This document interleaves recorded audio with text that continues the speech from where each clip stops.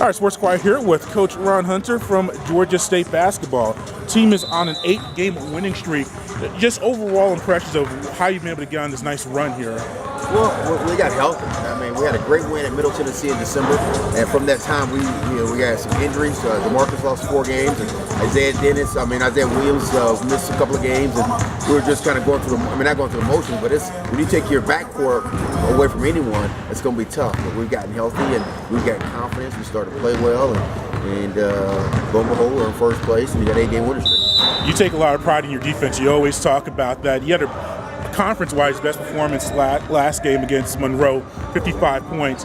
What have you been able to do so well during this winning streak on that end of the court? Well, I think the offense has to complement the defense, and the defense has to complement the offense. And we've been really getting after defensively. I think we're one of the top 20 in the country in steals, so we get a lot of deflection, get our hands on balls, which helps our offense. And then our offense puts pressure on the other team to be able to score, but then our defense is able to work good rebounding team to help. So it's just kind of all come together. Talk about Jeremy, how beneficial he's been to be a reliable source for you, just both ends of the floor, but particularly offensively for you. Well, he's been kind of a rock this year. He's a 5th-year senior, understands that he wants to go out and get to the tournament, and he's playing great basketball right now. I think right now, he's kind of in the running for the MVP of our league. He's playing great, shooting the ball well right now, defensively rebounding. He just kind of brings that rock presence to this team. Talk about your younger players. You've got some freshmen step up like Simonds. How beneficial is that? We have veterans, and we'll get to Willie as well, but you've had some young guys really come and help you out. How's that been for you, especially Simonds? Well, D'Marcus is not playing like a freshman right now.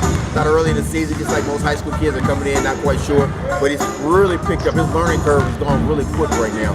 And again, he's got some veteran guys that can really help him out. He's a very talented young man, and so when you do that and he can kind of rely on his older guys, it just makes his game a lot easier, but he's really talented. I just talked to Willie Clayton, 3 points shy of 1,000 points.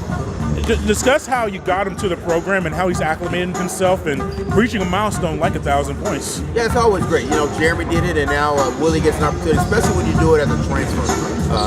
We've been able to bring guys back home to the state of Georgia, back to play and finish their career for whatever reason that they left their other schools. But again, to be able to get 1,000 points in 2 schools is something that's I think is remarkable.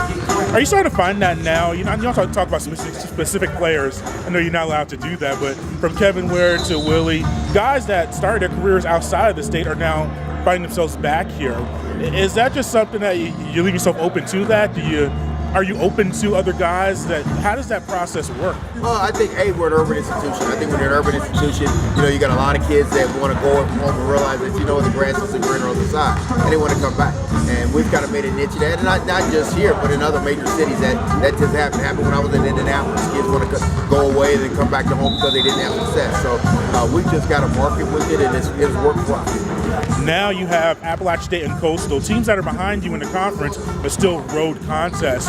What challenges do they present, and how do you get the guys to avoid maybe overlooking them over these next 2 games? We can't overlook anyone. There's 7 games in the season. We're tied, a 3-way tie for first place.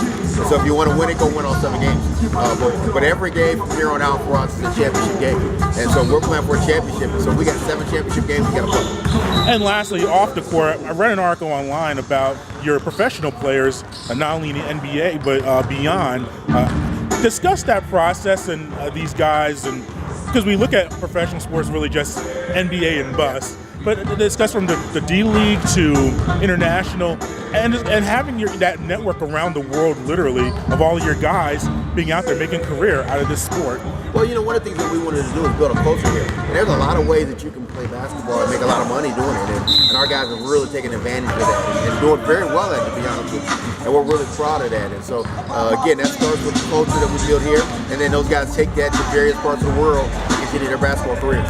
And how do they help out with guys that are currently on the roster and maybe their futures, and talking about playing in Europe or Asia, as I'm making that network that a lot of programs maybe do not have? Well, what's great about that is all those players come back, whether it's Ryan Harrell or Manny Atkins and RJ, all those guys come back and they talk to these guys whether it's during the summer or their Christmas break, and I like that. I like when those guys come back and they can talk to these younger guys about what they're doing now, and it really inspires these groups.